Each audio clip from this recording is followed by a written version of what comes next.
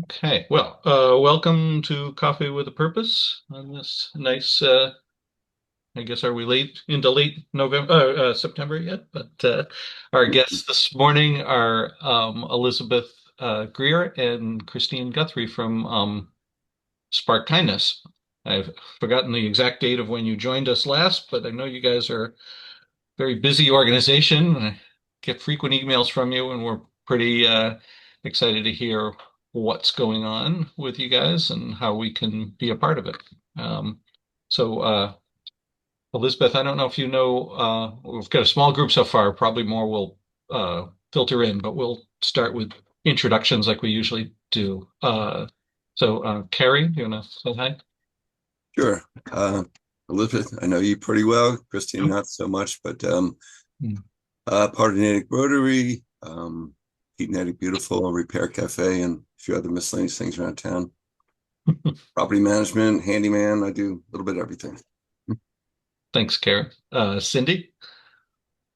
Good morning. Cindy Bates, 5-year resident of Natick, presently at my mother's house, not in Natick.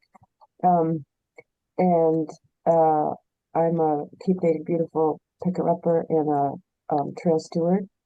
And I sing in Simon's Spirit.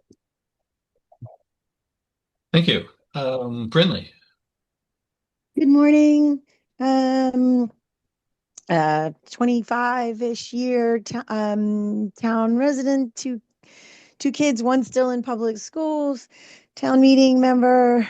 I'm a member of the Frosty 5K race committee, and we are using some of our funds to support Spark Kindness. So always happy to have you guys here and what you do. Thanks, Brinley. Sally? Sally's got her mic off. She might. Oh, there you are. Yeah. There I am. Hi, good morning. I'm just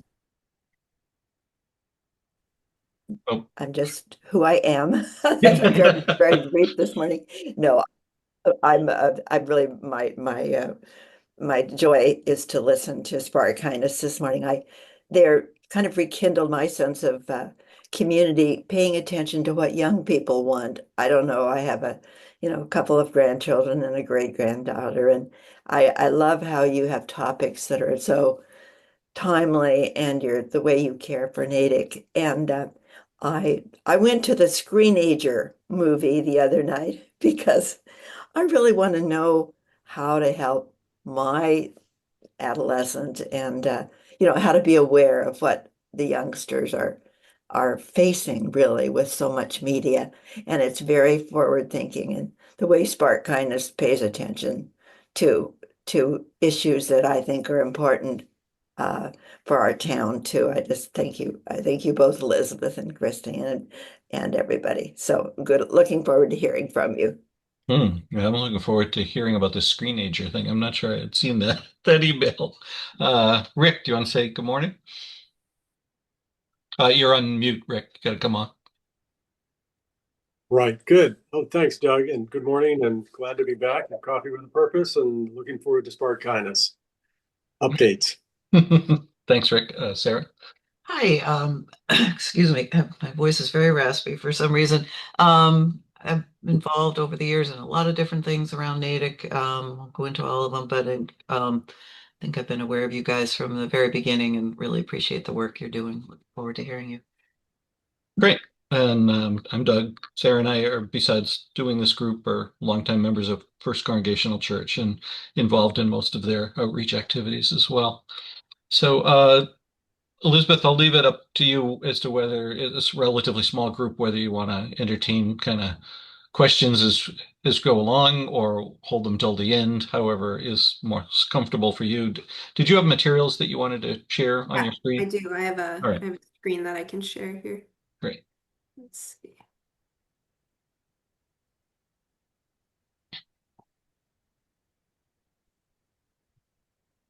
Let me see what happens. Okay. Can you see that? Yes, we can. It's a It screen. looks like Okay. it's not full Oh, screen it's not. or Yeah. like Yeah. slideshow. Yeah. Yeah, Yeah. How's that? there you go. Much better. Better? Okay, great. Um, So thank you so much for having us. My name's Elizabeth Greer. I'm the Director of Team Engagement Strategy and Culture at Spark Kindness. Cindy, before we begin, my daughter Emery is 9, turning 10, and she also sings in Sound and Spirit. So when you said that you were in Sound and Spirit, I was just very, very excited. I have the great privilege to know some of you in the room, and I can't wait to get to know you all more. I am here with Christine, and I'll let Christine, I know you all know Christine, but she can introduce herself as well.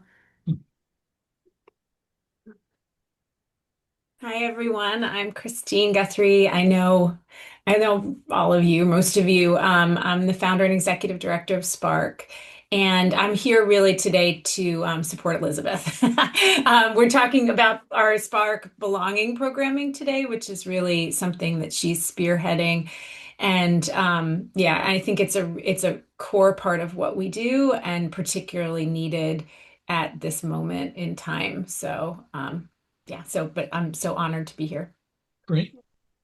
Well, Christine's the magic. I will just give some overview.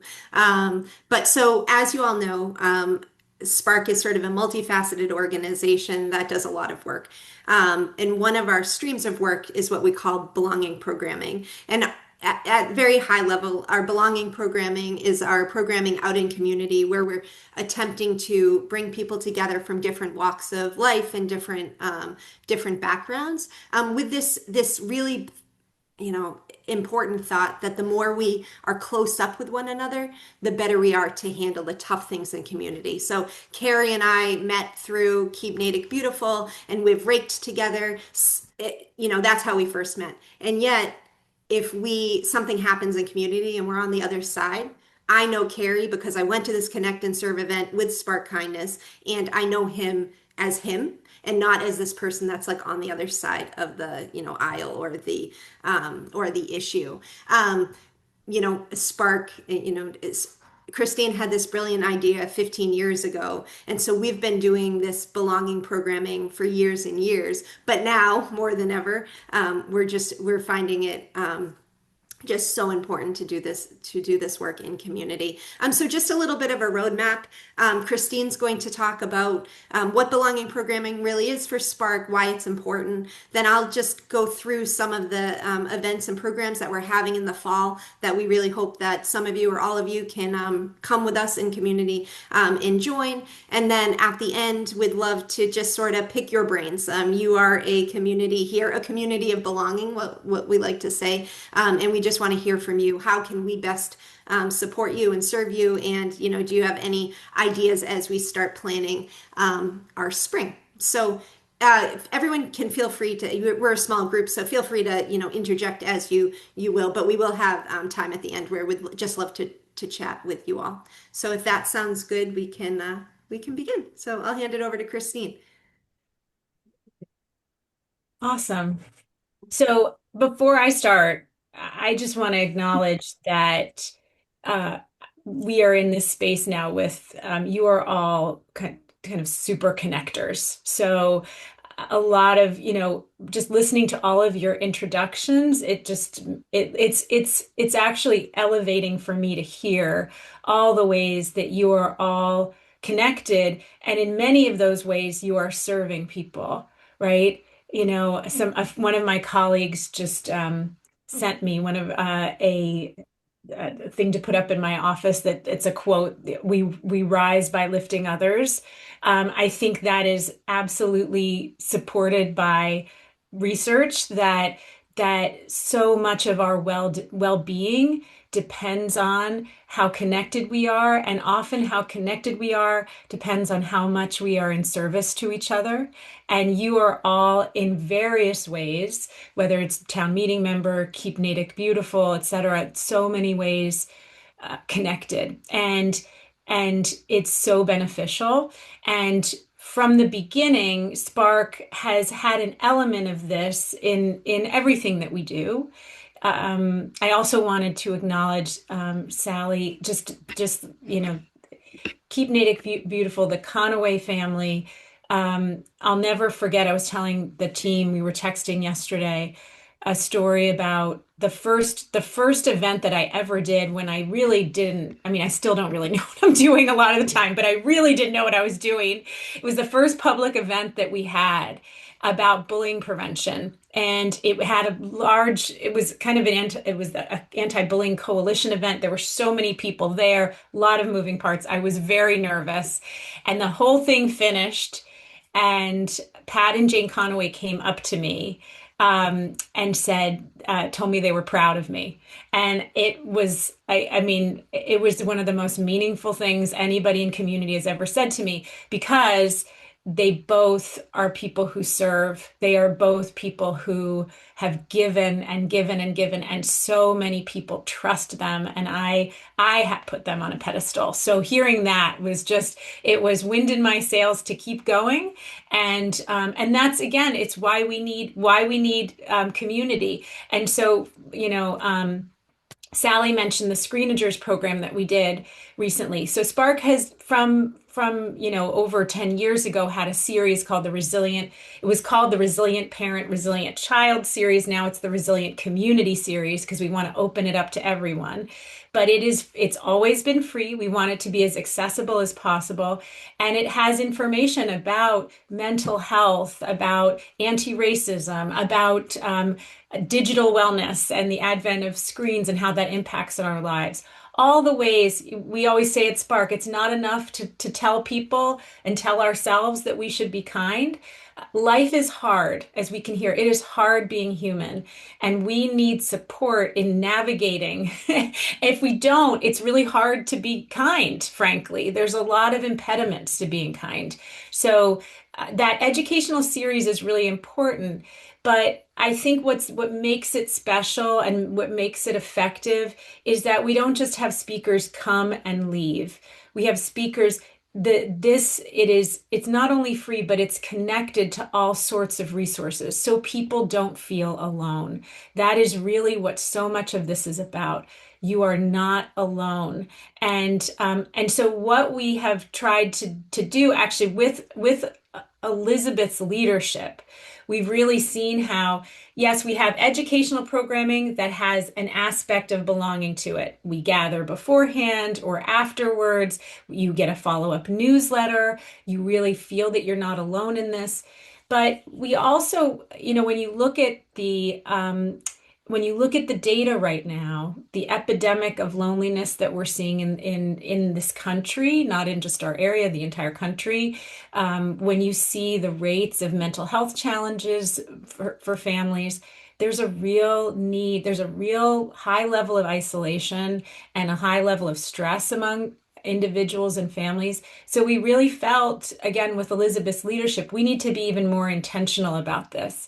We need to focus programming. We need to give people a higher dose of the belonging part of all of this. So that's really what this belonging programming is about. It's being more intentional about it, really looking for ways that we can make people feel that they are connected, because there are a number of people for various reasons in the community that don't feel that way.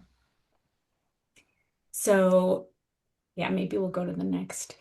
So, and Elizabeth will give some examples of what those kinds of programs are. And you've been involved in some of them are service opportunities, some of them are opportunities where we gather more. But why does it matter? As I said before, it's great that we have experts come in and talk about these topics like digital wellness and screens and mental health and discrimination and conflict resolution.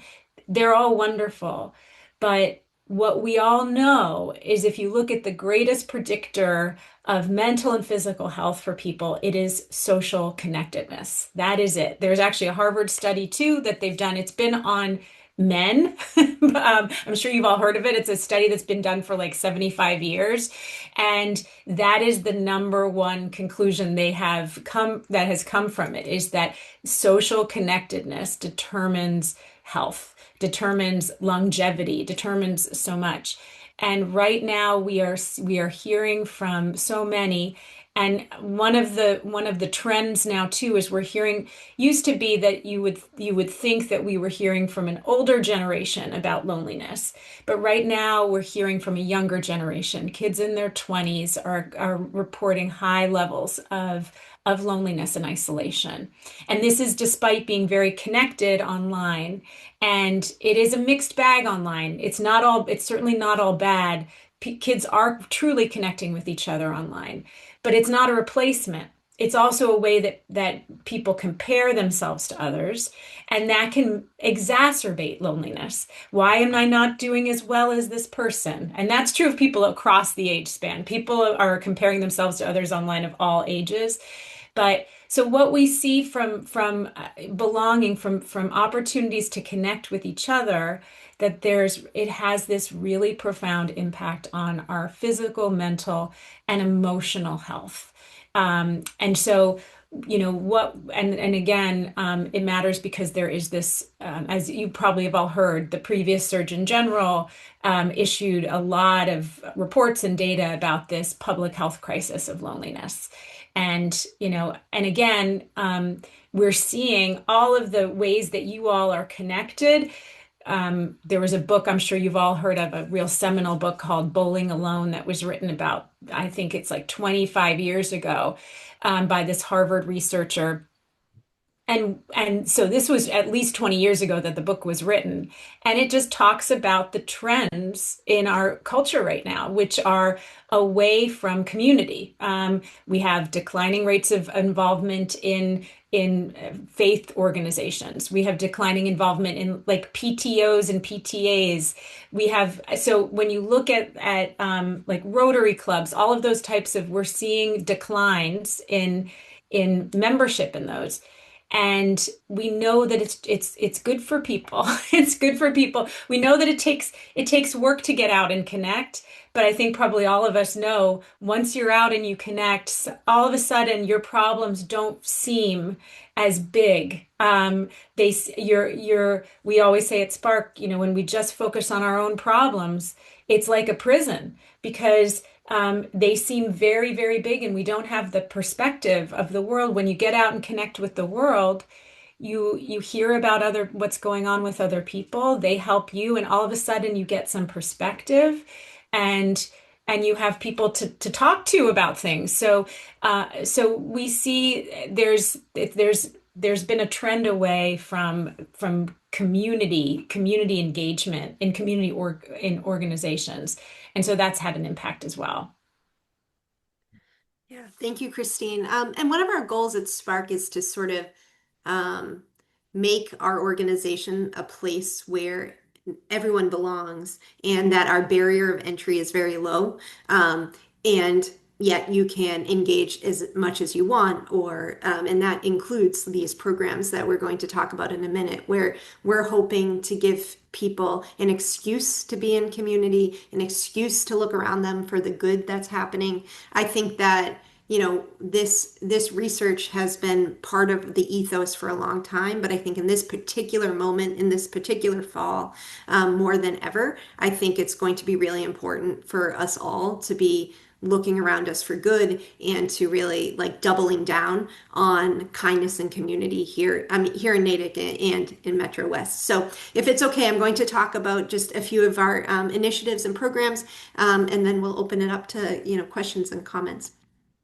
So the first, Spark is lucky enough to be part of the Mass Coalition to End Loneliness. And one of the things that the Mass Coalition is doing in partnership with a national day is called Good Neighbor Day. And so this Saturday, what Spark is doing is we're having a pop-up at the farmers market. We're calling it Cocoa and Connection, where the only hope is that people will come, drink a cup of free cocoa, and chat with a neighbor. And we'll have, conversation starters, and we'll be in a place where people are already, rather than saying you need to drive in your car and come to wherever, we're going where the people are, where some people are. What's so beautiful about the farmers market is that it is an intergenerational place of fun, and we'll be there just again to try to connect with one another. As Christine said, one of the reasons everyone's feeling so lonely is because it is hard, in our past lives where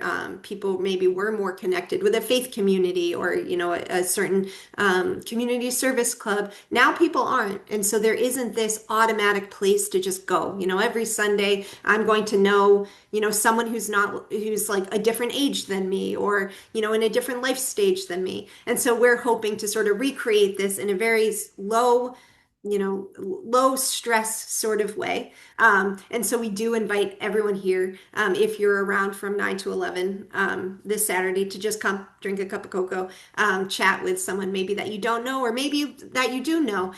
Use it as a little opportunity. I was talking to Doug and Sarah, and I was saying, I have a 10-year-old and a 12-year-old, or almost 10-year-old and 12-year-old. And I need excuses sometimes to just go out and be. And so we're giving you all this excuse of going out and being. Doug or Sarah, did you have a question? Yeah, you started to touch on it when you said chat with someone that you know, or maybe someone that you don't know. It's kind of like big N, little n definition of neighbor is part of your um being being somewhat an introvert myself. Okay, same. Sometimes in large social situations, I there can be kind of the perception that everybody knows everybody else, but I don't know them. Yeah. Is part of that particular event something to kind of be an icebreaker for, you don't have to know anybody here, or just as people walk up greeting them or something like that. Just curious if that's an aspect of it. Yeah, that's absolutely an aspect. Sort of the nice thing about having this Spark team, myself and Doug, I also am an introvert. I was saying I did this similar presentation to the Rotary Club last week, and I said it's actually my worst nightmare to do something like this, because I hate small talk. I never know what to say. But one of the nice things about having the Spark team sort of host it is, one, we're asking people to put on name tags. Like, we will know some of the people, and so we will help force some of that connection. We'll also give sort of these conversation starters that even if you're sort of feeling awkward, you can be like, oh, that Elizabeth told me to ask about what brought you to Natick. And so I think it gives people sort of an excuse to like come out, but not in a way where you have to like be standing at the bagel table and talking to the person behind you. Yeah. And I sort of like the excuse. It's, someone in parenting too, when you tell your kids you can blame me.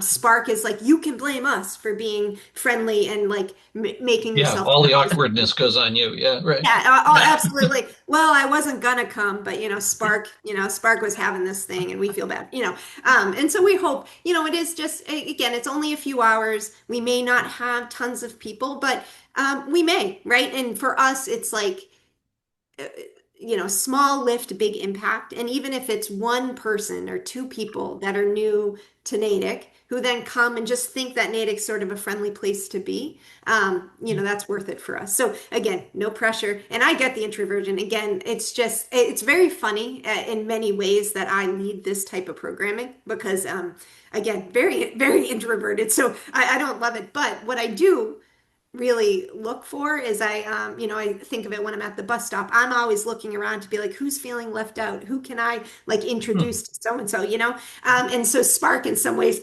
excuse me, is sort of that like organization that's sort of trying to get people, just a little bit more connected. So this is one of our initiatives this fall, and we hope you can come.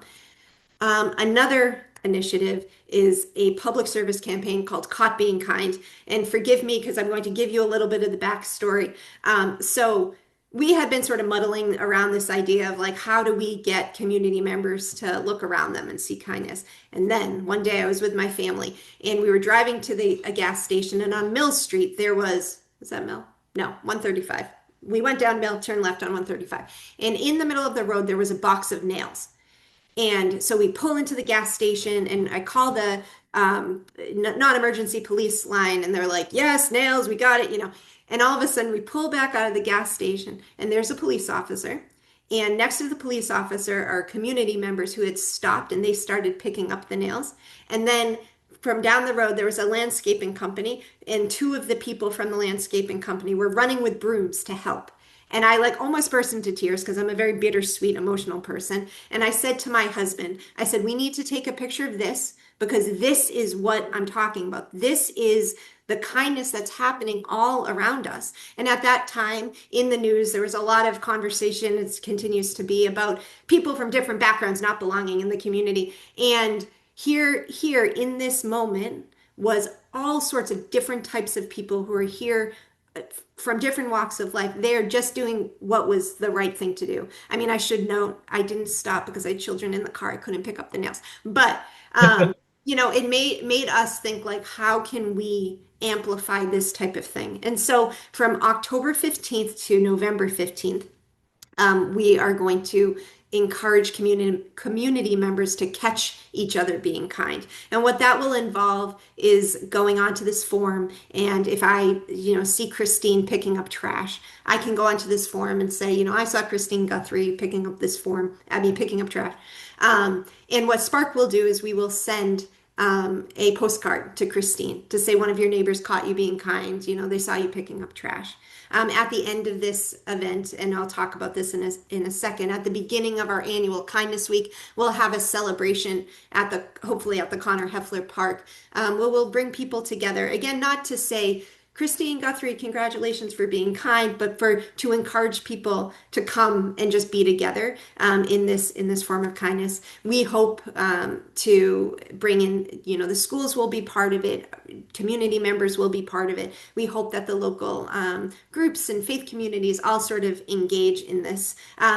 You don't have to know the person. You don't have to send the postcard, but we will also have a virtual wall where we will list some of these things. So maybe when you're doom scrolling on your phone or feeling deep despair and you need sort of a hit of things aren't awful everywhere all the time, you can go to this online wall and read it. Or maybe you'll be someone who gets a postcard in the mail. I also am a big fan of getting real mail. And so I sort of delight in this idea of getting, a little note written by Spark, but on behalf of our community members, to again catch people being kind.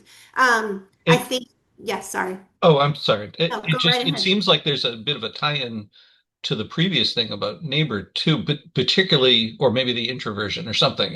Where am I going to go with this? If you see someone being kind to someone and you don't know them, uh, Right. you might not be able to post on the wall, it was Susie, because I don't know who it was. But on the other hand, if you feel emboldened and have the time to walk up and say, I'm so pleased, it was such a treat to see you doing that. It Yeah. also then serves kind of as an introduction. So maybe it's another connection point as well. Absolutely. And I think again, this idea of sort of blaming Spark, that people sometimes need an excuse to do to make that introduction or to feel brave enough to say something, right? And if you can sort of link it back to, there's this organization in town who's doing this thing, so I'm going to say it to you. One, that's good. It's good for the person to hear that these things are being noticed, but also that this makes me feel good. It makes me feel better about the world to look around and see that. We amplify or we see what we are thinking, right? So if we start thinking here in Natick, there's a lot of kindness. Yeah, there's a lot going on in the world that we can't control, right? But here in Natick, we can look around and see our neighbors doing the right thing. It also is, and we are very much an apolitical organization. We use the term empowered neutrality, which basically means we are pro-humanity, but not political. In this time, when people are so polarized, it's really important to be able to say, kindness connects us, right? Other things might not. Other things might want to push us apart. But here in Natick, here in Metro West, maybe, I mean, it will go out to our broader community. So, we might have people from outside of our little part of the world here. But, we will start seeing what we look for, right? So that's sort of our hope with Caught Being Kind. And then it feeds into our annual Kindness Week. So you may or may not be familiar, but for the last 8 years, we have had an annual kindness week where we invite community members and businesses and schools to celebrate kindness. Again, giving everyone an excuse for 1 week to sort of double down in kindness. We this year it will run from November 8th to the 15th. Spark will host some events. Again, I mentioned we will have a gathering on November 9th at the Connor Heffler Park of just community gathering to celebrate copying kind. On the 10th, we will host an open door dinner. You all are, I'm sure, very familiar with open door, but we have the great privilege during Kindness Week to host it. So we'll invite community members to both like make food, but also come and serve food. During that week, we'll have an educational program by this wonderful man named Rick Weisbord from Making Caring Common, talking about raising children who are kind and values aligned. But really, the week, what makes it so special is, all of you and all of the community. How can the community do things that are particularly kind during that week? And we help support. So, for example, our businesses will receive a letter from us that gives some suggestions like, a place to turn needs diapers. Here is their information. Or we might say, in your business, having bagels one day for your office, that is an act of kindness during the week. Writing a note of gratitude to someone, in your organization or maybe a neighbor. We are providing what we call neighbor kits, which in the neighbor kit, it has like a letter how to use the neighbor kit. It has a little box that invites someone to like fill the box and give it to a neighbor. It has a note card from Spark where you could write a note. So they're just sort of simple ways to again encourage people during that week to really do something maybe a little bit out of the ordinary, or maybe to celebrate the things that are going on all the time but you don't talk about because it maybe feels a little bit awkward. And so those are our fall those are our fall programs. I'm sorry to speak sort of like a fire hose at you, but That's all right. we Yeah. we certainly hope that you can participate in some way or to help us think of new ideas for this spring. So that is that is the presentation. I'll stop sharing my screen, and I'd love to open up for questions or comments or thoughts, or and really how we can serve you. Cool. Well, lots of exciting things that you're doing. I'm sorry that, after asking about how you're going to run your cocoa with the neighbor, I've already forgotten what the title was. I realize Sarah and I are going to be away that day. Oh. So I'm just announcing now, we're going to be away. So when you don't see us, it's not that Yes. we didn't support the event, but um, cool. Yeah. Yeah, Carrie, go ahead. Yeah, I was just gonna those of you say you're an introvert. I saw your talk last week at Rotary, of course, and then your great speech today. You seem anything but an introvert. So it's Well, I can present. So I was telling Doug and Sarah I was a high school teacher, and then I was a school administrator. I was a middle school administrator. mhm, So I'm okay. I'm okay at the presentation part, but the you never want to meet me like at a restaurant or something where I have to like think up something to talk. right, So right. I have a lot of control right now, Carrie, in this. But thank you for saying Yeah. that. Yeah, in the last 15 years, I mean, how many different initiatives has Spark, brought to the Native community? It's remarkable, Christine. And I guess, of course, Michelle has a role in that as well, but it's really quite an organization. You should be very proud of what she's done. Yeah, absolutely. Yeah. I'm just Elizabeth, your screen sharing didn't end up Oh yeah. stopping. Oh, well, there's another Oh, slide here. here. Yeah, okay. Oh, well, I didn't actually. I should have. Sorry, I forgot that I even had this screen. But let me do another little fire hose for a second. One Sure. of our one of our belonging initiatives that goes throughout the year is our Little Free Diverse Library. It's located at the Connor Heffler Park, and what it is it's a Little Free Library, as you may know what those are, and but what inside that library are books that are written by or highlight characters or authors from all sorts of different lived experiences. And our hope is that those books for young people serve as both mirrors and windows. I didn't make up that term. It's an actual term. I forget who. Oh, Mallory. Um, and what that means is that as children read these books, they either see themselves in the books, they see characters that are like them, that have a lived experience that maybe they're not seeing in other books. Or it serves as a window for a young person who doesn't know that lived experience, and they can read about them. So that is something that just goes on throughout the year. Doug, I'm not sure how to stop sharing my screen. It Yeah, doesn't it's weird. really As go a up. host, I should be able to stop it for Yeah, you. can But you? if you go near the top of what you're sharing, there Okay. should be Oh, a yeah, bar that right there. appears. Yep, perfect. Yeah, there I, you There go. you go. is Great. it off? Okay, wonderful. Yep, you did it. Cindy, you had a, Yeah, you comment had or question. mentioned the park several times, and it's not one that I'm familiar with. I'm not sure where it is. Oh, Connor Heckler Park. yeah, so the Connor Heffler Park is up on Oak Street, up past up on Route 9 to the left. And Christine can speak more to the Connor Heffler Park specifically, but it was named after a young man who passed away from cancer years ago. A young man who was the son of Beth Heffler, who is one of the school resource officers in Natick, and that the family lives behind this park, and so they named the park after him. But Christine, is there anything that I missed there? I think you covered it. I mean, they've redone the park in honor of Connor in the past few years, and now there was always it was the East School, I It was believe. East School. Yeah, Yeah. yeah. So there's been a number for a while. The community senior center was temporarily there. It's been used as kind of an overflow kind of place. Now I think Natick Preschool is there, and there's a Y after school program. So the great thing is there's families there a lot. So you have little ones who are using this, who are obviously using this. It's an amazing playground, but also a little free diverse library as well. So the part it's actually changed. We had the idea for the Little Free Diverse Library as this whole place was being remodeled, which has worked out really well. But it's a place, that area. Officer Beth Heffler lives not far from there, so it was a place that was near and dear to Connor. So that's why it's been named in his honor.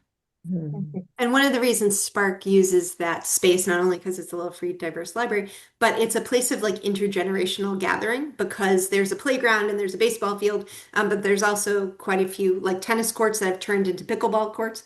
And so because of that, you have sort of this natural gathering of somewhat like the farmers market, a natural gathering of people. Spark does try when we do these community get-togethers and things. We try to think about like where are the people, right? Where might it be that you're already going? You're bringing your little child to this park, and then you can sort of check out Spark as you go. Thanks for the question. You have a sense of how unique your organization is. Christine, you say you started it what about 15 years ago? Were you trying to model it off after anything else that you saw in other communities, or are there other communities that have something similar? Do you have peers or ways of uh, places that you can go to share ideas and a lot of dimensions of that question. You go however you'd like. Yeah, no, it's a great question. And we actually are about to embark on our third strategic plan. We do one about every 5 years. And that is something that the consultants always ask. I think, and it's so the kind of quick answer is no. There's really, I mean, I certainly at the beginning, I was just doing the next thing. I really just, it became a real calling for me to see that bullying prevention could be something the community could do together, that it wasn't just up to the schools or certainly to the parent of a child who's been targeted to engage in bullying prevention. It should be all of us because we all have an interest in um, creating a world, a community where young people and all people feel safe from being targeted. So that um, I became so interested in that and also so inspired by our community and seeing how meeting just people every day that I was like, oh my gosh, you're already contributing. You're just not connecting with other people around this. And that was the big idea, was the idea that we could all, certainly there have been so many large movements and organizations that have a similar focus, things that I've been inspired by, the civil rights movement, for example, where people are coming together around this common idea about humanity and about moving humanity forward, in the area of race, anti-racism. But I guess my idea back then was, what if we are all just coming together, working towards promoting a kinder world? Not, and certainly, faith communities do this all the time. Different, civic organizations do this, right? The Spark, I think, is unique in some ways because we are very broad. We're Hmm. not, we're not one religious institution, we're not one civic organization. We believe that people generally want to live in a kind world. They want to raise their children in a kind world. And they really want that. And when you really want something, you should be willing and are generally willing to work for it, right? Do something to make it happen. I just think people don't understand always what they can do. And I think we're living in a world right now where people often feel very disempowered. What can I do? What can I do? Look at all the violence in the world. Look at all the just the negativity and the fear in the world. What can I do? And we all know, when you look at any any organization that's made a difference over time, it starts with a few people. It starts with small things. Starts with individuals. And I think one of our jobs at Spark is just to remind people of that. It's to remind people of their own power, and bring them together. Bring them together. And that power in all of us to work for a better world is greater than any other power, really. And one thing that we've been talking about recently is this idea. We've been hearing a lot. I mean, as Elizabeth said, one thing I think that is unique about Spark. And I like say, I think generally most ideas, nobody's had an original idea. Like it's not, so there's a lot about Spark that's not unique, but there aren't exact organizations like what we're doing. And we often have people who are part of the organizations that move and say, there's nothing like this in, other places, et cetera. So I do think there's something unique, and particularly right now we have one, as Elizabeth mentioned, empowered neutrality is one of our core values. It's one of we've trademarked this idea of empowered neutrality. And what it means is we are neutral, as Elizabeth said, we're politically neutral, but we're active in standing up for the dignity and respect of all people. A lot of that has been politicized recently. LGBTQ rights, people, anti-racism, but it's not political. It's human. And I refuse to believe that it's political. I believe that it's human. I believe all humans deserve to be treated with dignity and respect, and that's something we can all agree on. But it doesn't happen on its own. So I think that is something right now that has particular relevance. And one thing we've been talking about is we are hearing dehumanizing language around us all the time, online, around us. And so I think it behooves us to be very intentionally, and we talked about aggressively humanizing each other, aggressively. So Elizabeth's brilliant campaign, this copying kind, we are aggressively human. We are looking for the good, because it's like our brains, we've had speakers have talked about, our brains are Velcro for the negative and Teflon for the positive. So we notice the negative already. It's a survival skill. So we often do have to we have to look for the positive anyway, but right now we're hearing a lot of othering.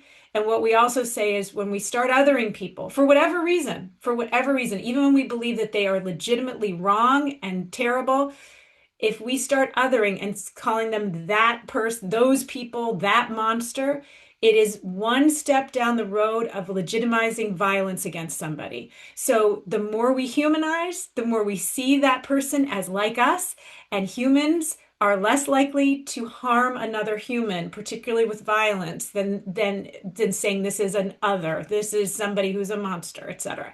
So anyway, sorry, it looks like there are a lot of great questions, Sally. Sorry, I get on a roll. No, that is It's wonderful inspiring. because you bring a lot of dimension to what your mission is. I'm curious and wondering about the high school level. I know that this small, tiny group called Black Lives Belong that I'm working with uh, is we got our impetus a little from high school dynamics, and I'm words like kindness are so deep and lovely, but it doesn't quite have a jab to it for a high schooler. But I think this inclusion or this neutrality of, you're using some wonderful words, but I'm just wondering how to work with the high school students in Natick and how do you do that and what are some of your inroads? Because I really think that's the age level now that is, well, it's one that I've always focused on, but it really, they're in need of knowing how to care about each other and not do what is totally normal, but we need to help them be abnormally kind or abnormally tolerant. Yeah, Sally, though we don't directly serve students, we have a few ways that we sort of engage with students. One, we always have youth members on our board, but we also open like our volunteers up to young people as well. For example, I recently had our first quick Kindness Week implementation committee, and we have a wonderful young man who just found us like on the internet, on Instagram of all things, and he came to the meeting. And so we do have inroads that way. During Kindness Week, we also have the English department at the high school does required writing where we've given them like some prompts about kindness, like and seeing kindness around them. And what we do is we ask, the ninth grade usually does it, but it varies from year to year. But we get, 200 entries from high school kids that talk about the kindness that they're seeing and things. We then ask, are we able to anonymously share this into the big ether? Some say yes, some say no. But I have the great privilege of being able to read them all, and I'm always like, I wish I could send this to this child's mom because these kids, when forced to pause and reflect, just like adults, like it's easy for us to only like think about the despair, think about the bad, but giving this prompt to young people has really like made it so at least for that week they're looking around each other, and there's really so many beautiful stories. I think I think I mentioned I'm a high school teacher by trade, and I just think that it is such a beautiful time of life, and we as adults can support kids in like seeing this good. Sally, to your point too.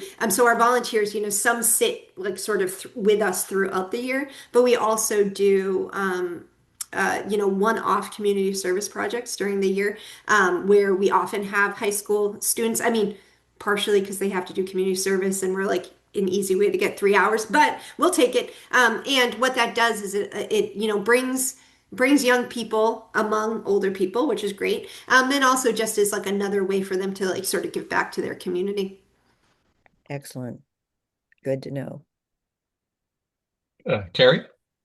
I was just going to mention two things. I've got Sally here, and this very challenging time for the Conaway family. I couldn't help but would think what Christine was talking about, how it's just an idea that kind of started, after Pat had been a school teacher for many years and director of Camp Arrowhead, just giving so much to the community. He just saw a need for young kids to kind of get engaged with appreciating the environment and started Big Heart Little Feet, which was really recognized by other people in other towns, and it morphed into Keep Native Beautiful. It's just kind of really blossomed this very large organization that does so many things for the community, not just picking up trash, but other things.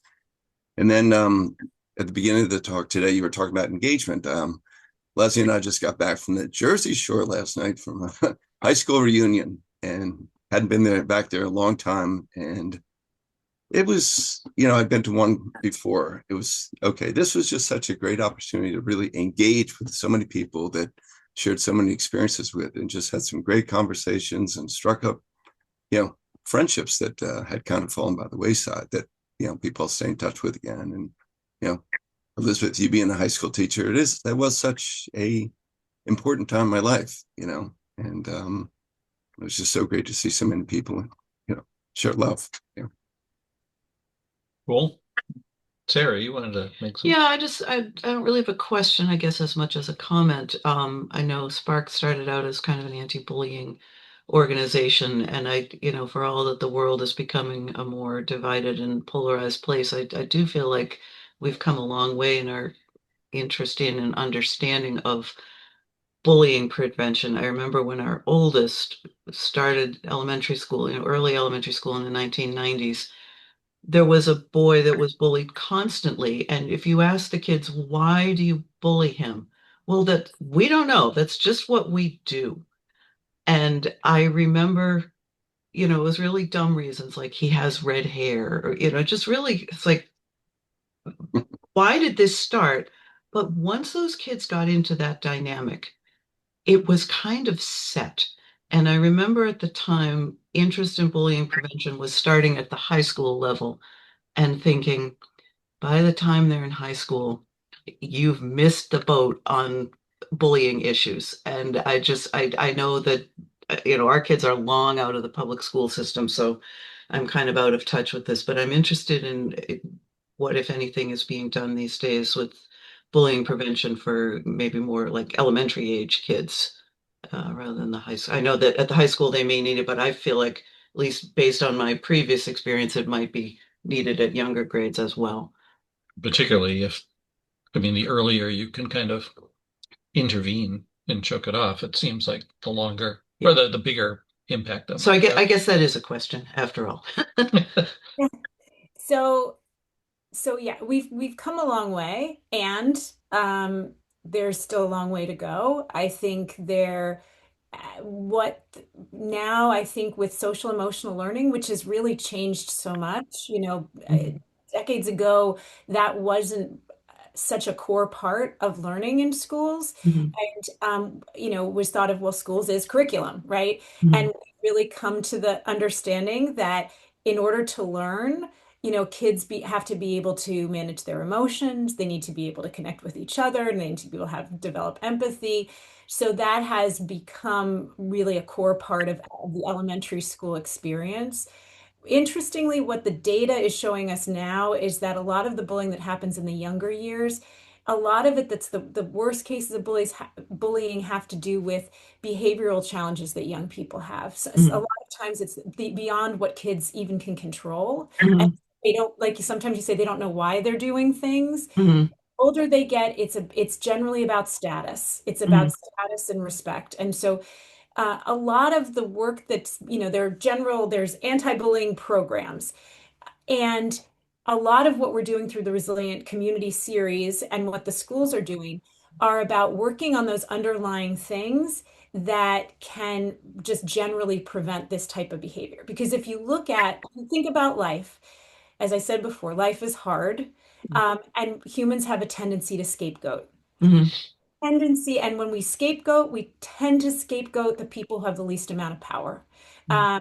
And so that is something that runs throughout the human experience and always has. And so if we are not self-aware, if we cannot manage our emotions, if we don't have healthy ways of addressing conflict, we can scapegoat other people for our mistakes, for our problems.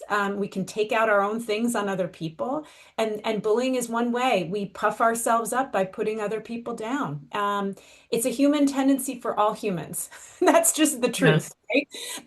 And so I think, like, working, not demonizing anybody, but saying to we need to learn the tools so that this doesn't happen. Happens as little as it possibly can. And if it does happen, we address it immediately and we Mhm. find out what's going on. So Yeah, I I think that's really a key is to don't let it get entrenched. If you can stop it immediately. I mean, honestly, it used to flabbergast me that, I think this has also changed, but this attitude of, oh, kids will be kids and this builds character to learn to deal with this. And like if I came up to you, if we worked together, Christine, and I came up to you and said, if you don't give me your lunch, I'm going to stuff you in your locker, I would get arrested for assault. But somehow we would tolerate that among children, and that always baffled me. And I'm glad to see that is something that's changing. Mm, Hmm. yeah. Cindy, I know you've had your hand up, and then I wanted to ask a question myself as well.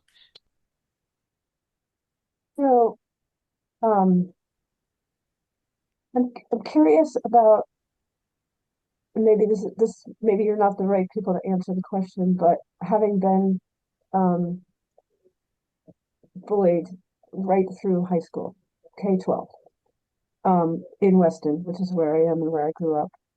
Um, it was only in the last 2 years being like thinking about myself as neurodivergent, starting to understand why that was all happening. And when you talk about self-aware, I was not aware, and now I am aware. And so for when I first starting about 2 years ago in January, I started to learn more about autism and Asperger's and that whole um, spectrum.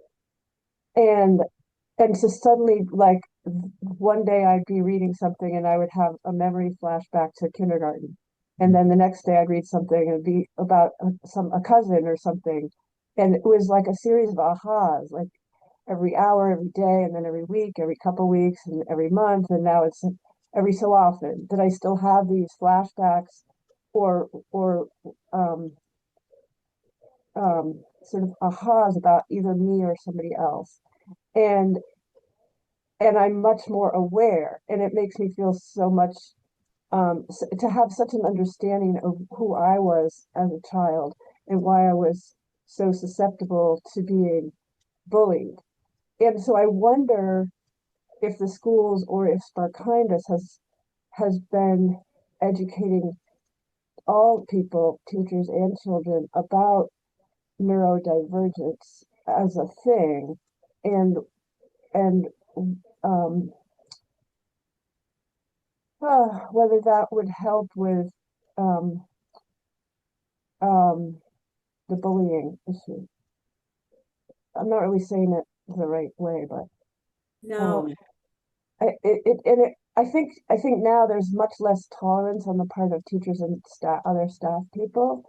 Um, but to just be to just punish a person who's bullying doesn't help them understand what's going on, nor the child who is bullied. They have no idea. Like I had no idea why people were found that I was like so like I just had no idea what I wasn't why I was so different.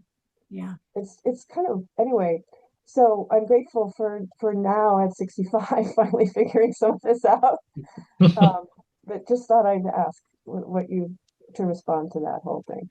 Well, Cindy, thank you so much for that question. Hmm. And I am so sorry that you experienced that for so long. And words can't express. I mean, I this is one of the reasons this has become a calling for me is that it should never happen. Nobody should ever feel targeted, should ever feel um, that they don't belong, it's just not who we should be and who we really are as humans. So that it's really, a calling for me, but I can't tell you how many stories I've heard like yours over the years from adults who are neurodivergent, from adults who are not. But the similarity is it stays with you. What happened to you, and that's one of the things that I learned early on. What it happens in kindergarten stays with you. particularly if you don't have adults around you who stand up for you. It's different when you've got if a fellow child targets you and you have an adult who's around who stops it. That stays with you too. But if the adults around don't know what they're doing or don't see it, that stays with you, right? And it's why focusing on the bystanders, focusing on the people around and what their response is. Instead of leaving an experience like that feeling alone, you feel, oh, somebody's got my back. Somebody sees this. Somebody's, that's a different experience. So um, what you described is so important. And we actually have just started, it's one of Spark's latest initiatives. It's the Metro West Anti-Bullying Coalition. And next time we come back, I will share, we will have a live website. We're about to launch it, but it's based on some research that we've seen. So, in the rhetoric that we've heard in the past years, we have seen the increase in hate speech, hate crimes going up against certain groups who've been historically marginalized. And so it caused me to kind of go back into the research and say, this isn't like typical bullying, right? When, it's not the same. It's not exactly the same. And so what is it?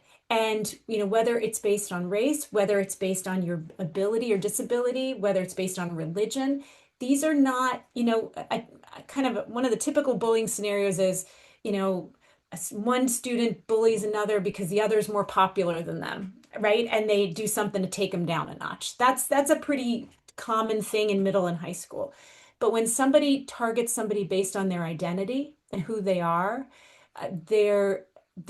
so that's called identity-based bullying. And it's something that's only recently emerged in the research as a thing, mostly discussed on college campuses. So it's becoming much more available, the research on it. And what it says is that it has a deeper impact. It has a deeper psychological impact. It has a deeper physical impact on people. And so really thinking about what can we do? What can we do to really educate people and give parents and educators tools to address it? It used to be at the beginning of Spark, we've known for a long time that certain groups, and we don't really use the term anymore, are at risk. So students who are neurodivergent, and particularly students on the autism spectrum, are much more at risk for bullying. And there's a number of reasons for that. The research, young people with physical disabilities, the rate of bullying against them has gone down precipitously. So we don't see those instances of somebody being targeted because they're in a wheelchair. But for people who have much more of the invisible differences, the rates of bullying are still quite high. And part of it, as you said, Cindy, some of these are related to social emotional abilities. And so often the people who are being targeted don't understand what's going on, and they also don't understand what they are doing and saying to others and how that's impacting them, and they may be giving some messages that they're not intending. Exactly. Right. Exactly. And Yes. so we do part of the website, we're going to have a specific page area tip sheets for parents and caregivers and educators with children, who are on the spectrum, people with disabilities, because we've had grandmothers come to us and parents say, this is happening to my child. What can I do? And so there's a lot more awareness around it. There absolutely is. Yeah. But we still have a long way to go. And hearing like stories like from people like you really helps, because we need to hear from people who've experienced this to figure out how can we get support earlier, what would be helpful, how do we, as you kind of alluded to, how do we educate everyone? A lot of this is the young people in your orbit understanding at that time what's happening, what that maybe you're doing things that that come off a certain way that you're not intending necessarily, Yeah, right? I mean, I had to wear orthopedic shoes, Yeah. and I wore ankle socks until I was in the sixth grade, and then I was wearing knee socks. And by the time I was wearing knee socks, everybody else was wearing pants or stockings. And and I had a mother who just did her best with three children to get us dressed and get out the door in the morning. Yeah.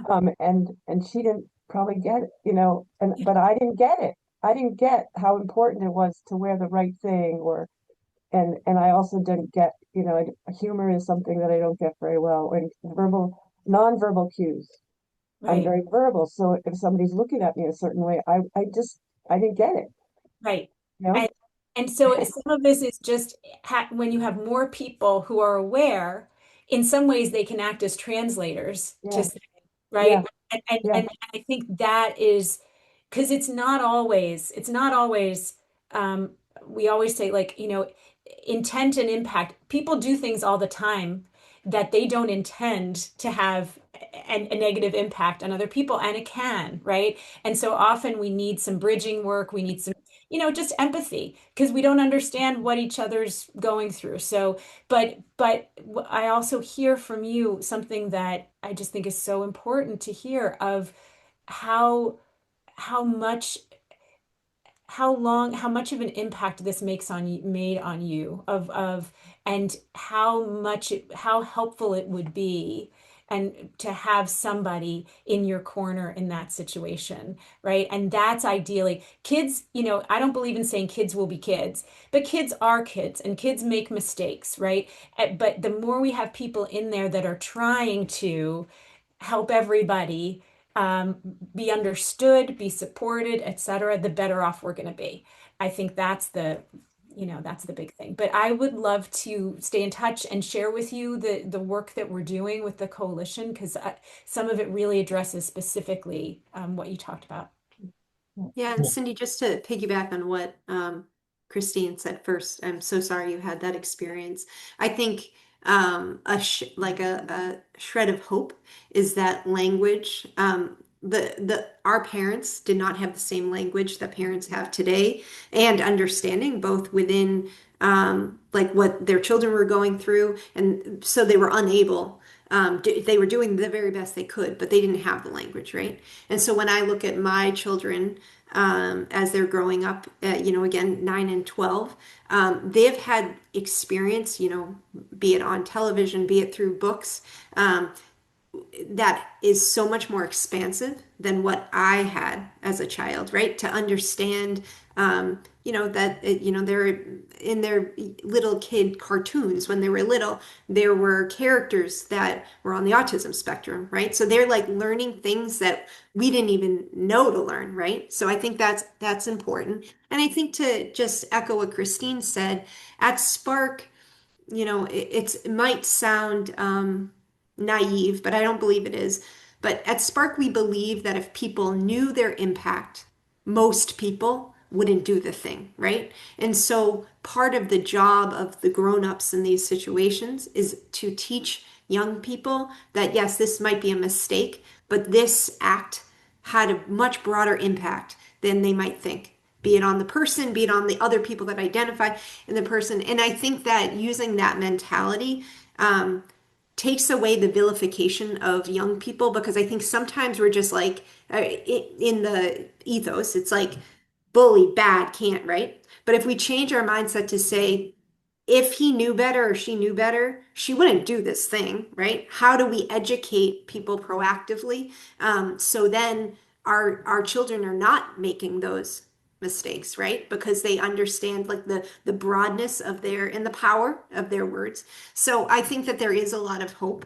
And I think as people your age and my age learn more about ourselves, we are also able to be better educators in like what our lived experience is like. So, I think, yeah, thank you again for sharing that with us. Doug? Yeah, I have a question that takes us in another direction, but Sarah had another comment that's still on this thread. So. Yeah, so as I say, our kids are long out of the Natick public schools, but a couple years or a year ago, I did some volunteering in the Needham public schools with first graders. And I was just amazed at the way these classrooms were managed. And I'm sure Natick is doing something similar, and I'm just far removed from it personally. But, children with various behavioral issues, it had clearly been presented to their classmates, Tommy has this issue. It's hard for him to do X. So when he's struggling, he needs to do this thing.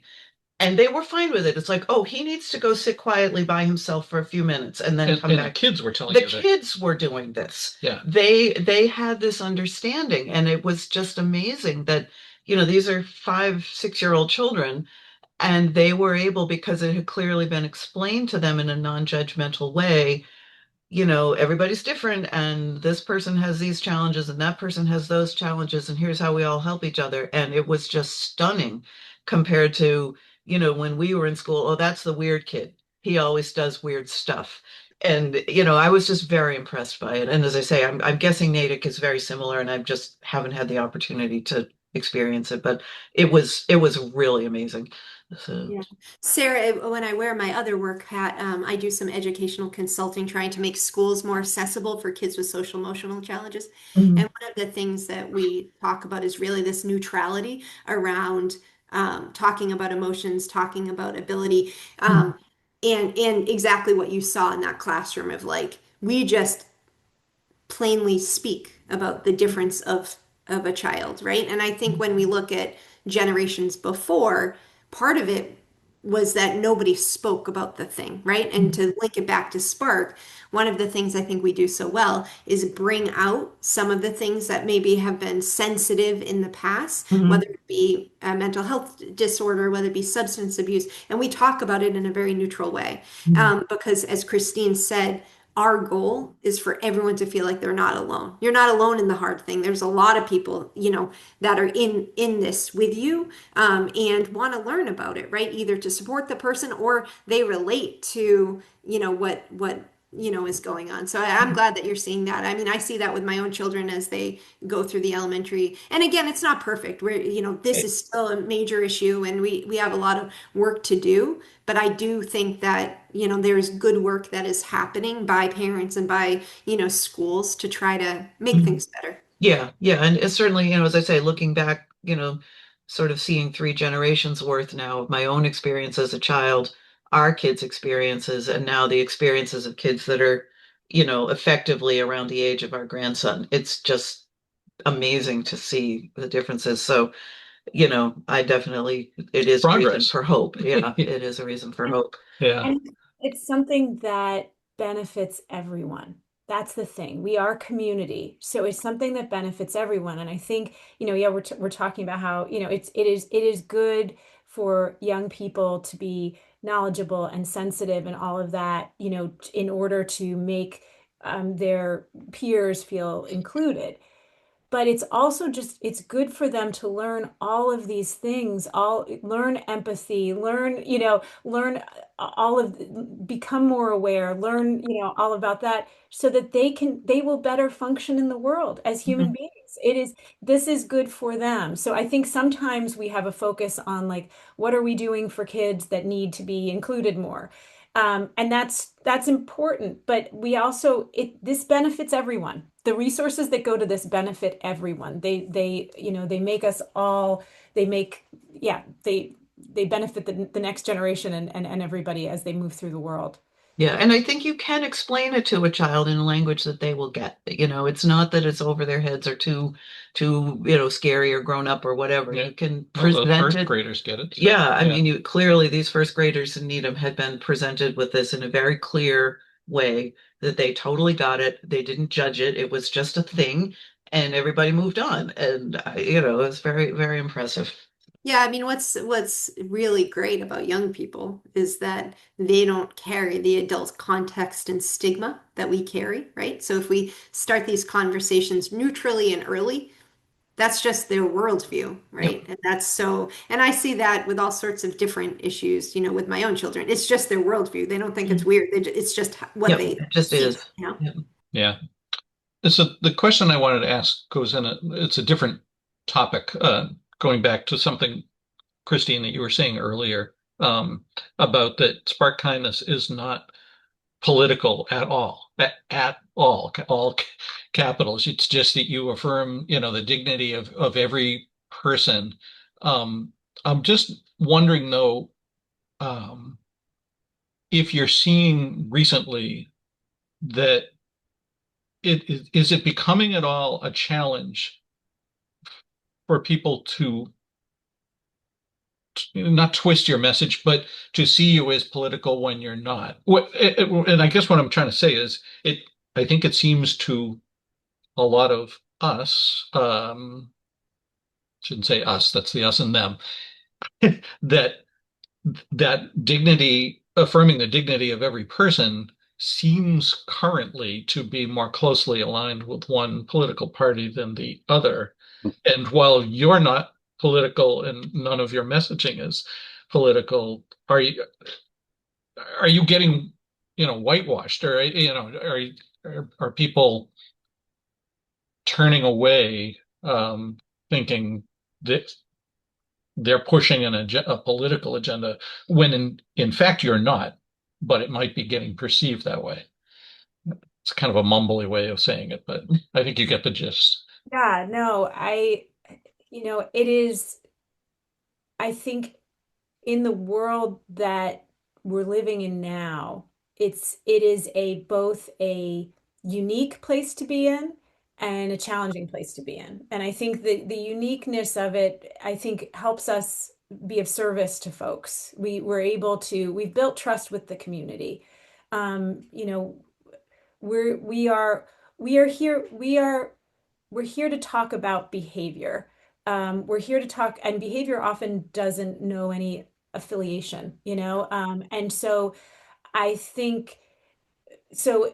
It is a unique place to be in, and people want to put you on a side. And that's the world that we're living in right now. And I think we get it from kind of, in some ways we can get it from everybody. People saying, why, how can you not be political right now? How can you not be political? To you're already political, right? The things that you're talking about are already, we actually just did a survey and we got both of those. And one thing we're going to be looking at during strategic planning is how do we better communicate empowered neutrality? Because I think some feedback we've gotten is that when people hear neutral, they hear passive. They hear we're not going to do anything and we just want to stay out. We want to stay out of this whole thing. And as you can imagine with our work with the Anti-Bullying Coalition, we're not staying out of this work. We are actively looking at how do we address the bullying, the hate speech that is being targeted towards specific groups right now and is on the rise. So, but we don't see that as a political issue. As I said, we see it as a human issue. And I think that, one of the tests that I use is that, like I said before, we at Spark have a very finely tuned ear to hearing othering language. When we are hearing language that refers to othering, those people, bad people, those, that language being used by anybody for any reason we know is harmful and can lead to potentially to violence. So, that's what I really don't believe. I think that at Spark we believe that dehumanizing anybody for any reason is wrong, and that really the answer to so many of our problems is to getting closer to one another, to being in conversation with one another, to being able to see the human aspects of one another. But there's a lot, social media is is a very polarized place. You think about Facebook, it's up or down. We are interacting with people through their opinions. And often not their better angels, and so it's easier to just write people off and not see them as fellow human beings. One of the things that I think is a benefit of being a grassroots organization, we're in community, and I know over the past 15 years I've been shoulder to shoulder working. We've been working on community challenges like the opioid crisis, like a number of things where we don't ask first, what party do you belong to? We just are helping our neighbors. That being said, any rhetoric by anybody of any affiliation that dehumanizes people, we believe is wrong. So, and that's not what we stand for. What became our motto after George Floyd's murder, we kind of looked back, I think, we're constantly, trying to evolve and trying to see where are our blind spots. And we thought about, a lot of people here, for people from historically marginalized communities, when you hear the word kindness, it it can hear like it can sound like status quo, like kind of papering over things, niceness, right? Hmm. And so we started using our motto, which is kindness without justice is incomplete. So really, so kindness without justice is just kindness to people who look like us, who believe like us, who, who are part of our in group. But that's not true kindness. Kindness is to all people. And so that's our North Star. Certainly not easy.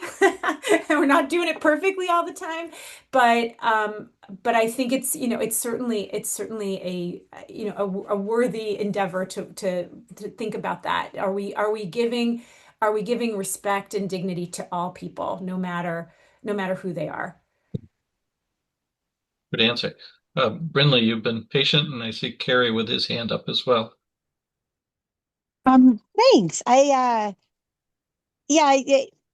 as we were talking, one of the things that comes to me a lot is what we were just talking about in terms of um, the language growth that we've had over the past even 40 years. I'll go back even 40 years, because I think about when I was in college and the terms that were used versus where we are today. And communicating with parents, I think about my own struggles in how to communicate with my parents in terms of language differences and terminology differences. Um, and I think that so much of this is relative to all of these points that we've just had, that you guys have just spoken about. And I think about it's one of the things that reasons I think Spark is so great, because you do not just things for kids, but also segments for parents.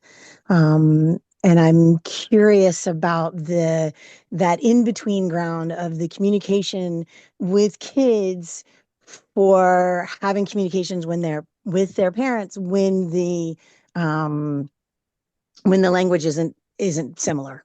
When the parents don't have the toolbox that we're giving the kids, right? Does that make sense? Yeah, I think that Spark sometimes serves as a bridge um, between sort of the toolbox of the children and the parents, because we are neutral, because we have the word kindness in our title. Sometimes parents feel like that our work is more accessible. And so even if we talked about screenagers at the beginning of the talk, which is one of our educational programs. What we do is we invite parents into a environment where they can hear things about maybe what their kids are facing that they didn't know before. And we're very honest with our parent community about like we're all muddling our way through a world right now that no one has ever lived through. And that's true with every generation. But like the technological advances that are going on, I mean, again, not to relate it back to my own life, but I say to my 12-year-old often, I'm like, I might seem wishy-washy about this thing because I've never lived through it. I don't know what the right answer is. And so though we are again not serving directly students, what we do is we're able to like listen to our school partners, for example. And when they say, like, look, parents really need to better understand blah, blah, blah about technology, we're able to put on a program like Screenagers where maybe some parents who would kind of be tuned off to school, like just in the sense it's like so much, they will come to one of our programs because again, we're sort of neutral in our in our stance about things. So I don't know if that totally, and I'm sure Christine, you have more to say, but that was my thought. Can you guys also just say what Screen Issues is? We've mentioned it a few times, but I'm just intrigued by the word. I don't know what that program is. So it was a movie that we had a screening of. It's actually a series of movies that's done by a parent who's a director, and did this. Actually, she's a physician, and after really the rise, the first one was maybe 10 years ago. It was a while ago. It was after the rise of kids getting phones, and she did this movie that had a huge impact about what the impact on children and families was. So that was the first Screenagers movie. This is the third that we have shown. We did one on, that was the first one, and that one we had huge turnout because it was really at the beginning. I think we had two screenings of it, and I don't know, 500 people came to each of them. The last one, we did one last year with the schools on screens and mental health. And then really, the school leaders really wanted us to host that because as you might have all heard, there's been a real push in Massachusetts schools and throughout the country to put the phones away during school, have them in lockers. The school leaders have been nervous about parent pushback on that, for a number of reasons. Parents are worried about school safety and want to be able to contact their kids. There's a lot of anxiety around that. So we had a program last year about that where we had a panel. We even had our school resource officer be able to answer questions. And what happened after that, it actually, they instituted all these new policies and they've really had very little pushback. Not because of our program, but I think because people were ready for this. Kids were ready for it. They're like, we are distracted. We cannot focus on teachers when we've got this thing buzzing in our pocket or on our desk, So that we've seen some change with that. And I think there's even more of a change to delay kids having smartphones until the 8th grade. There's two issues here. When they get, basically, you're carrying around a little computer all day and the ability of a 4th grader or a 5th grader or some cases even younger having that is you're opening them up to something far beyond what their brains can handle. There's that issue. And then the issue of social media, how young, when we know now, and don't even get me started on this. I try to be kind, but my feelings towards the leaders of our social media companies, let's just say there's been ample whistleblower evidence that their intentions have not been to benefit the people that use their product. And in fact, Zuckerberg, for example, has had ample evidence that Facebook, Instagram has led to increased, and actually they've been intentionally doing things that have increased, eating disorders among young women and anxiety and depression, and they have moved ahead because of the money. There's been no kind of ethical, moral guideline here. So, and our young people are suffering as a result. So when to expose young people to that, to social media is another question. So that's what these Screenagers movies and meetings like it, we're doing a digital wellness series, bringing in speakers. And the next one we're going to do with Natick 180 next year is going to be, we're going to bring in a speaker we're going to encourage people to bring their children with them to the program. Because what we heard at this event was just, I'm sure you heard this, Sally, parents saying, I am exhausted. I am constantly in a battle with my child about put the phone down, put the phone away, using apps to block things. I need help. So we're thinking having this expert who's going to talk directly to the kids is, having somebody who's going to at least be another, another ally for parents in having this conversation. So that's the Screenagers program. And one thing I wanted to say to Anne, I really appreciate that was such a good point about language. And I think another reason for us to be kind and not shame each other and give people the benefit of the doubt, because the language and the awareness around a lot of these issues is happening rapidly. And it's really easy. I know we talk to people with good intentions all the time who are afraid about using the wrong pronouns for people, who are afraid of using the wrong terminology, etc. Right? And I think, again, at Spark, we believe really strongly in the ability of people to grow, to evolve, to grow and change and do better. And so, I think we can all see it in our own lives, like our understanding of a lot of these things and just developments in the world of technology and more happening so quickly. We have to be generous with ourselves and each other in terms of trying to keep up. And our young people definitely are ahead of us. So I think it's humbling and good. Yeah. Thank you. So it's 10:30. I see we've still got two hands up, Carrie and Brindley. let's have their comments or questions and then maybe try to bring things to a close. It's been an amazing conversation and time with you. We're so thankful for you spending the time with us this morning. But Carrie, what Yeah, do I'll try and make it quick. I had invited Chief Hicks to come and speak to Rotary, and tomorrow's actually the day. And no doubt that the police department is an ally of Spark Kindness. I wonder if there's the symbiotic relationship that she must have with him, and trying to keep it a short response. But what in particular has the police department done, I guess, to sort of really further your message? I'll try to be brief about this. I met Chief Hicks. He came to one of our first events, I think his first week as chief, and he stayed the whole time. This was an anti-bullying coalition event.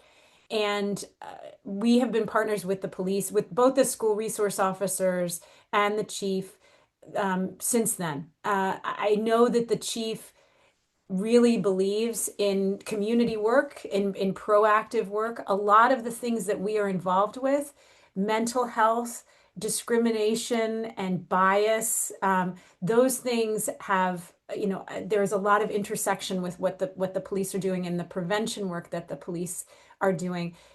Really, it was a conversation with Chief Hicks that inspired our Metro West Anti-Bullying Coalition and our focused on identity-based bullying. Having a conversation with him where we were both thinking, this is not a crime, but it's something so significant. What can we do as a community to really prevent this and address this and work towards this?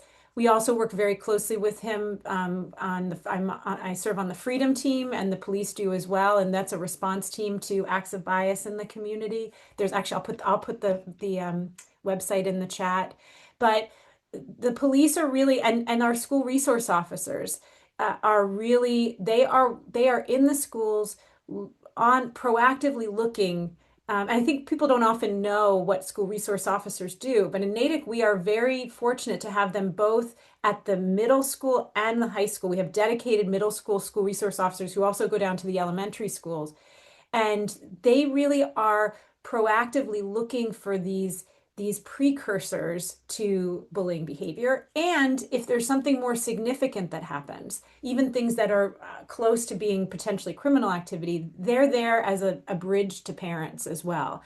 And so I often hear from parents who say, our school resource officers were so helpful to me. These are things that are very, they're done behind the scenes. People don't hear about them, but they're a very, very valuable resource. So I think, when Chief Hicks said to me one of the first meetings I had with him that he views a police officer's role as you meet good people on a bad day and you're there to serve. And I think there's a real intersection between that and the work that Spark is doing as well. And they've been also partners in Kindness Week. They've been close partners. I was going to say, the two of you are welcome to come, and Michelle are welcome to come to the meeting tomorrow. Just sit in and listen to what he shares, of course. What time is that, Carrie? 12:15 in the basement of the library, Basement of the library. Great. Cool. Thanks. Brinley? Yeah, I just wanted to catch this kind of tie-in. It's also a community tie-in before we were done talking about this. So this month is National Recovery Month, September. And in the schools, they've the last big email, so not an individual school, but the district email that comes from the superintendent included a conversation about National Recovery Month and also a Natick community mental health survey. And I feel like this goes right along with what you're doing with Spark Kindness. And I put the link in the chat because I really do think that it's not just the mental health of our kids, it is the mental health of our parents and our adults and the community as a whole, and the communication around that. So I'm hoping that you guys, that everybody can actually share that link and take the survey, because I think the more feedback is on these lines always provides better advancement. It's they're trying to work on helping what programs are available in Natick and how we serve our community as a whole. And since that's what Spark does, I thought it would be really important. So I'm hoping everybody will please look at that link and share it on your social pages and your emails and as well. And I did try to put all of the links that we talked about in there today. So Black Lives Belong, I haven't found a website for them. I think they use their Facebook page, but Natick is United is also working with them and seemingly everybody else in town as well. So I put their link in there. And I just wanted to say one of the things that I know about mental health is exercise. We do so much sitting. We do so much sitting at computers and sitting at a desk and sitting on our phones, and we don't get out a lot. And as the seasons change, that becomes even more of a struggle. And one of the reasons that the Frosty 5K has partnered with Spark is because of what they do, and also because we feel like it's a perfect combination. It's a social event, so it gets you talking to people, and it's an ability to get outside in December and get some exercise and some community. And so I put the link for the Frosty 5K in there as well, because we donate some of our proceeds to Spark Kindness. Thank you for all that, Brinley. And thank you yet again for all of the links that you put in each week. I'm finally getting a little bit better on the technical front about getting those into the description portion of each video so that they are more easily available to everybody. It's a reason to check out the YouTube page, even if you're not going to rewatch the session, but it's a place to go to get all of those links. I know we often reserve a little bit of time or take a little bit of time at the end for announcements, and I'm happy to do that. But before we get into that, I just want to kind of take the moment to to thank Elizabeth and Christine again for coming and kind of formally close the Spark Kindness part of our discussion. It's been a wonderful conversation. I hope it's been of some value to the two of you. It certainly has to us. So I think with that, I will turn maybe well, I'll leave the recording on in case there are other announcements that are important to get in the recording. But any other comments, Christine or Elizabeth, that you want to make? And no, No, just thank you so much for having us. yeah, Rick. Before they leave, I just wanted to mention, I may have mentioned this before, but the Mass Eating Disorder Association, located in Newton, is a wonderful resource that we used. And it's been a while. I mean, I was on the board of the organization for about 5 years, but that goes back 20 years now. But so I've sort of lost touch with it a bit. But they have wonderful programs, one of which I'll only mention, which is a monthly meeting, a monthly public open meeting where a eating disorder survivor or person in the process of surviving gives a talk and tells their story. And parents and children often, and their teens often go together to listen to this. And they're inspiring stories. They're wonderful stories to hear for any family that is isolated with a teen struggling with an eating disorder, which is exceptionally painful for an entire family. Every member of the family is affected deeply by it. So thank you for that information, Rick.